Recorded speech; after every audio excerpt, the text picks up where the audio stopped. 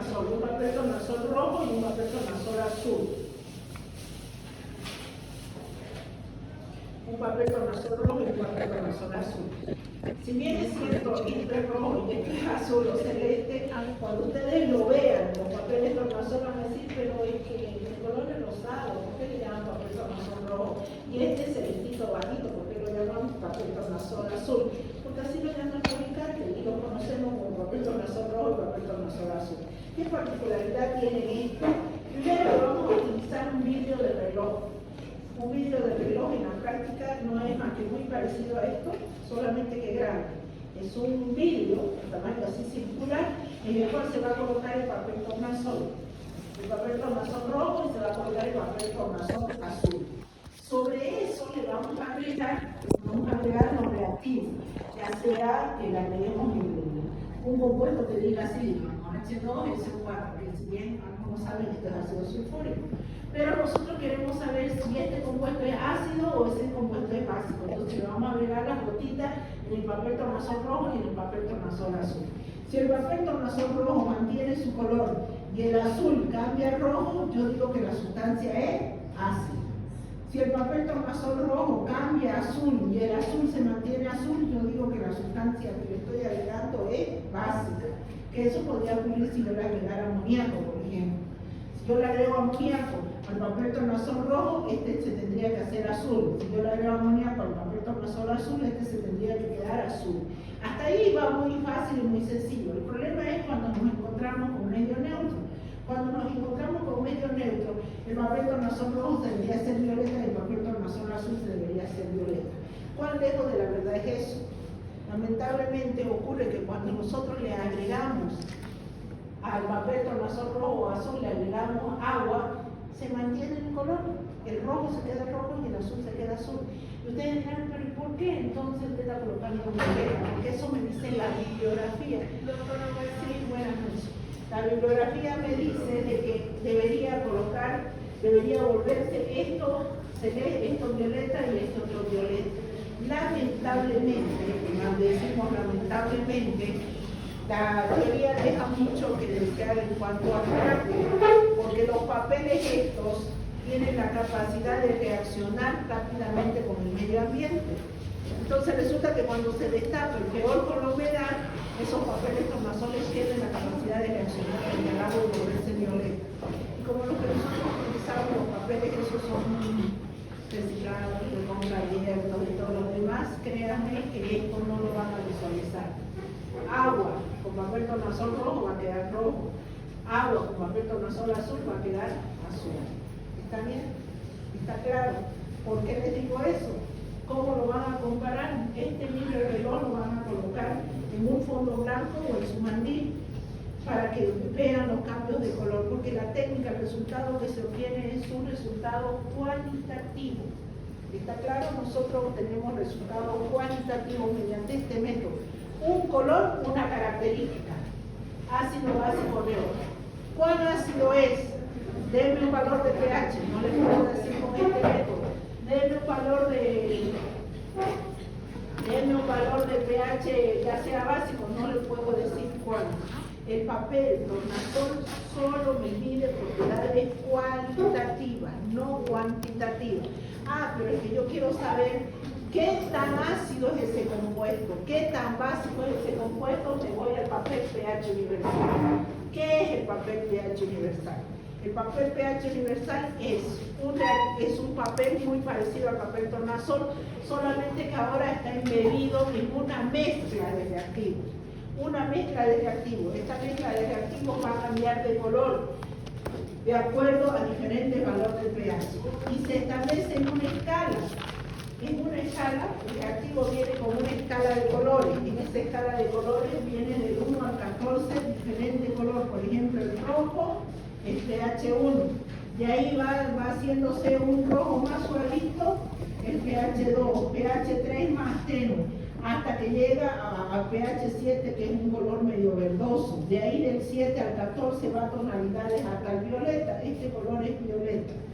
Esto, sin embargo, es de acuerdo al fabricante, porque hay otro tipo de papel pH universal. El rango de colores que le estoy dando aquí es el que hay aquí en el laboratorio. Pero hay otro rango de colores o otros fabricantes que le dan quizás al rojo, le den, quizás aquí en vez de que sea rojo sea un naranja, por ejemplo. Un naranja sea un pH 1. Entonces esta es una escala de colores que va a ir del 1 al 14. ¿Qué van a hacer ustedes? Van a colocar el papel universal, papel pH universal, un papelito de color naranja. Ese lo van a colocar en el vidrio del reloj y le van a agregar una gota de reactivo, ya sea agua, ya sea ácido, lo que sea. Y le va a marcar un color. Ese color se va a ir a la escala. La escala es un pequeño papelito de ahí donde aparecen los colores.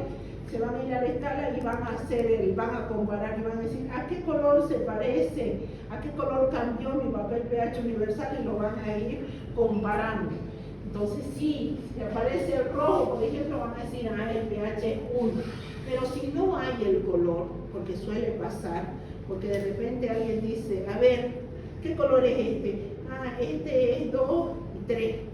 Este pH está entre 2 y 3, pongámosle 2.5, incorrecto. No se coloca decimal. Si aparecen decimales en el color, se coloca, pero si no aparecen decimales en el color, entonces aquí no se coloca valor, no se coloca 2.5, no se coloca 3.5, nada. Directamente se colocan números enteros, pero es que no hay el color, entonces lo coloco entre los colores que aparecen, entre 1 y 2, entre 3 y 4, entre 5, dependiendo en dónde se asemeje más. ¿Está bien? ¿Está entendido? Entonces el papel pH universal me permite obtener un número asociado a un color, por eso el resultado es semi-cuantitativo. Semi-cuantitativo. Este es cualitativo y este es semi-cuantitativo. Entonces repito, para poder solamente determinar si un compuesto es ácido, básico, neutro, yo me voy al papel tornasol, rojo o azul. Resultado cualitativo, una característica, un determinado color, nada más. Si yo quiero un número ya asociado a un color o establecer, decir qué tan ácido está el compuesto, qué tan básico o realmente es neutro, me vengo al papel pH universal. Ambos métodos son métodos colorimétricos, medición de color, colorimétrico, medición de color. Esto me va a permitir establecer entonces, de alguna manera, el papel pH universal me va a permitir establecer qué tan ácido es, qué tan básico es o neutro, a través de una escala de colores. Compararé el color al cual se volvió, si este se hubiese hecho rojo, por ejemplo, rojo intenso, me vengo y comparo en la escala de colores y digo, se parece al rojo. Entonces el pH de la solución es 1. No, me salió verde. Entonces el pH es 7. Eso con una escala que se les va a dar a ustedes. Se les va a dar la escala de color, no es acá, esta primera se memoria los colores. Ahora pregunto entonces, si yo quisiera medir pH de fluido biológico, como por ejemplo de la sangre, ¿será posible de que yo pueda hacerlo a través de un método colorimétrico?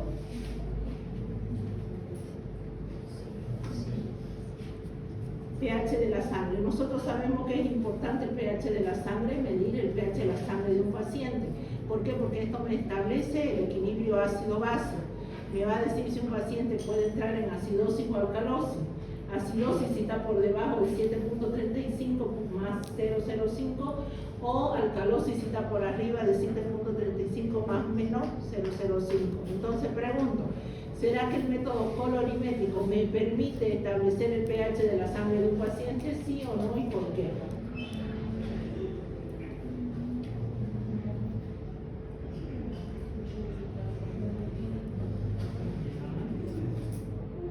Ya, aquí dice su compañera, no podría ser porque son resultados cualitativos. Está bien, porque nosotros sabemos que si el pH de la sangre es 7.35 y si me da 7.28, ya estoy en una acidosis, o si me da 7.5 ya estoy en una alcalosis.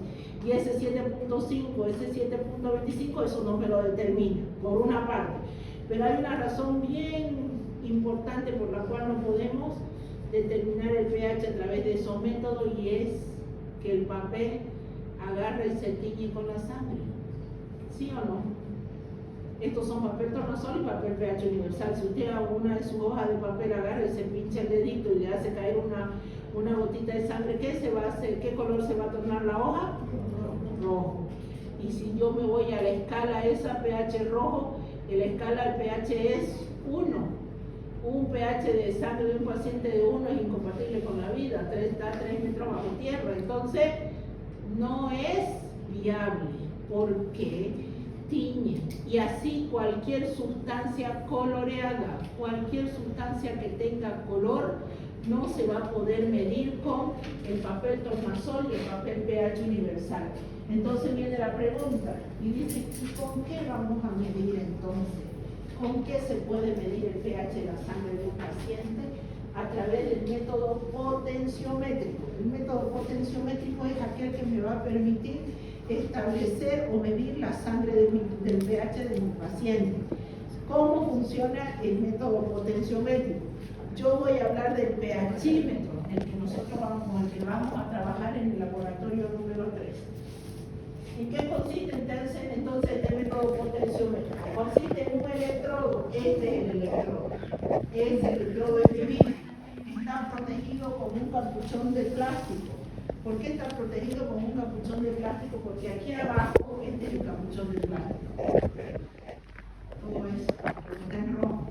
Porque aquí abajo, en el extremo inferior, hay una membrana, una pequeña membrana que es de vidrio, muy frágil, muy finita, que es lo que va a hacer, va a permitir que los protones atraviesen esa membrana, y aquí hay un dispositivo, como de metal, que hace posible que se conecte a un dispositivo electrónico que me va a convertir una señal analógica en digital, tal cual como hace su calculadora, su computadora. Cuando usted agarra su calculadora y le pone 3 por 2, ¿cuánto es? 3 por 2 igual 6 le lanza, ¿no es? Bueno, aquí usted va a agarrar, va a introducir en el electrodo, lo va a introducir el electrodo en una muestra, en un vasito de precipitado donde está la muestra cuyo pH usted quiere determinar. Entonces los protones van a empezar a atravesar esa membranita y van a entrar y van a cuantificarse. El equipo lo va a cuantificar y me va a decir, por ejemplo, si la cantidad de protones es 1 por 10 a la menos 7, le saco el logaritmo, el pH va a ser 7. Si la cantidad de protones de esta muestra es 1 por 10 a la menos 3, el pH va a ser 3. Si la cantidad de protones de esta muestra es 1 por 10 a la menos 5, el pH va a ser 5.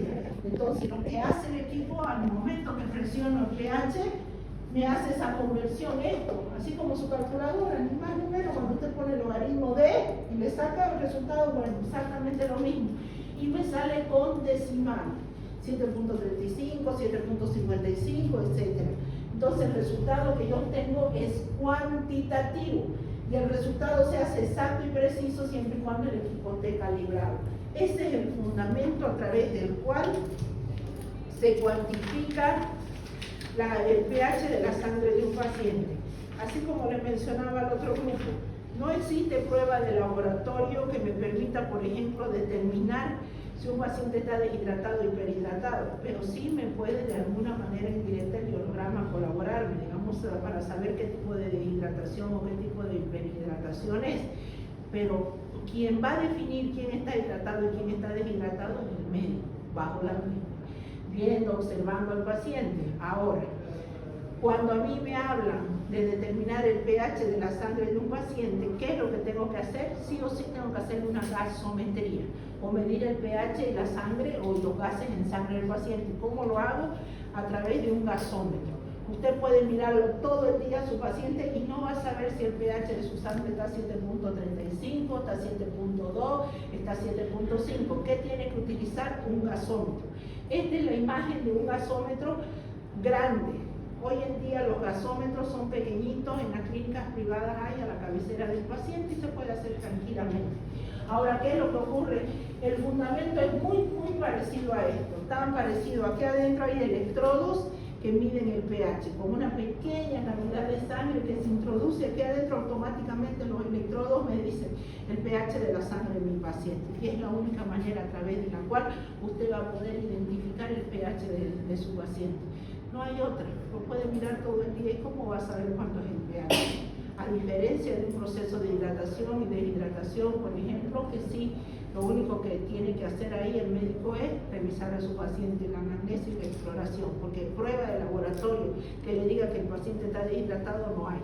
Pero prueba de laboratorio que le diga a usted cómo está el pH de la sangre de su paciente, está la gasometría. Y la gasometría tiene un fundamento potenciómetro. Funciona de esta manera, no funciona de esta manera. ¿Está claro? Entonces nosotros vamos a realizar la práctica la próxima semana, se va a hacer la práctica de lo que viene o corresponde a determinación de pH de compuestos químicos y fluidos biológicos. ¿Qué fluidos biológicos vamos a trabajar? Vamos a trabajar con plasma y vamos a trabajar con suero. ¿Cuál es la diferencia entre plasma y suero o plasma y suero es lo mismo?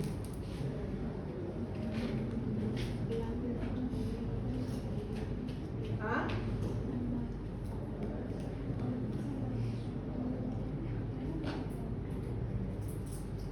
¿Qué dicen ustedes?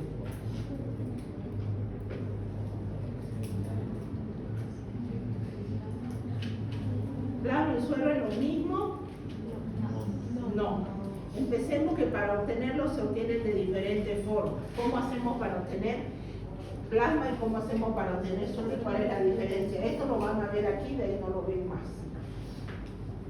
Para obtener, por ejemplo, sacamos una muestra de sangre, colocamos 2 tubos de ensayo. En uno de ellos colocamos una gotita de EDTA. EDTA es anticoagulante, etilente amino tetracético o lo que vendría a ser, puede ser heparina, puede ser citrato, coloco un anticoagulante.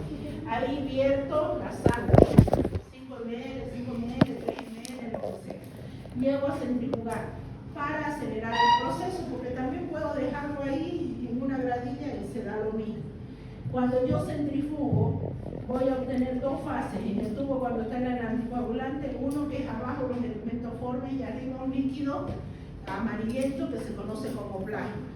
En el otro tubo voy a tener 2 fases, uno hacia abajo que es un coágulo y lo de hacia arriba un líquido amarillento que se llama suero. La diferencia entre ambos, que a simple vista son idénticos, es que el suero carece de los factores de coagulación y el plasma sí tiene los factores de coagulación.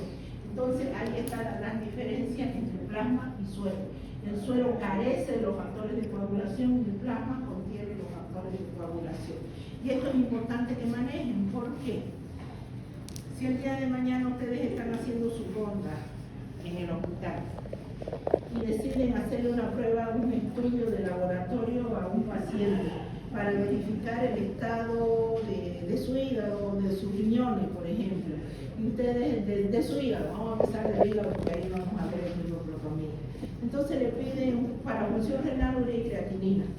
Para hígado, transaminasa, GGT, fosfatasa alcalina, y dicen, bueno, pidamos un hemograma y una orina más. Y lo dejan y le dicen a la enfermera para mañana a primera hora llamen al laboratorio, que el laboratorio venga y le saquen sangre al paciente. Un paciente conflictivo, un paciente que no le gusta que le pinchen, un paciente que pregunta por qué esto, por qué lo otro, bien fregado el paciente, ¿no? Bueno, dice mañana que venga al laboratorio y le saque sangre. Usted va a volver al otro día, le dice al mediodía quiere que el resultado estén para que evalúe a su paciente y empiece un nuevo tratamiento, continúe con el tratamiento. Resulta que en la mañana a primera hora usted dice, se le hubiese pedido un tiempo de protomina al paciente. No solamente le hubiese pedido las transaminasas, etcétera, un tiempo de protomina. Llama a la central de enfermería y le dice, añádamela más a la historia un tiempo de protomina. Y resulta que la enfermera le dice, doctora, acaban de sacarle la sangre al paciente y no sabe cómo le ha costado, pero ya le sacaron sangre. Y usted le dice, no importa, con esa cantidad de sangre que le han sacado, que me hagan el tiempo de protomina. Resulta que para hacer urea, creatinina, transaminasa y todo se utiliza suero. Le sacaron, seguro que le sacaron la sangre y lo pusieron en un tubito de ensayo así nomás para verificar, para hacer las transaminasas y todo lo demás. Y el tiempo de protomina, un factor de coagulación, se hace en blanco. Y encima con un anticoagulante especial de citrato. ¿Qué es lo que hay que volver a hacer? Volver a pinchar al paciente. Sobre que costó tanto sacarle. Y por más que usted se enoje, por más que reniegue, por más que zapatee, por más que se vaya y se queje al laboratorio y diga qué mala voluntad que tienen conmigo, qué les costaba hacer de lo que ya le habían sacado sangre, qué les costaba cuantificarle el tiempo de protomina, y lo que le van a decir ahí, querido doctor, nosotros le sacamos suero al paciente y el tiempo de protomina se hace en plasma. ¿Qué quiere que haga? Usted no le va a poder decir más si es lo mismo. ¿Le va a decir es lo mismo? No. ¿Cómo le va a decir es lo mismo? Plasma y suero es diferente. Ah, no, pero si se está obteniendo de una misma fuente. Sí, se está obteniendo de una misma fuente, pero la diferencia es que el plasma se obtiene con anticoagulante y el suero se obtiene sin anticoagulante. El suero carece de los factores de coagulación y el plasma tiene los factores de coagulación. Entonces, si yo quiero cuantificar factores de coagulación, lo hago en plasma. Si no quiero cuantificar factores de coagulación, lo hago en suero.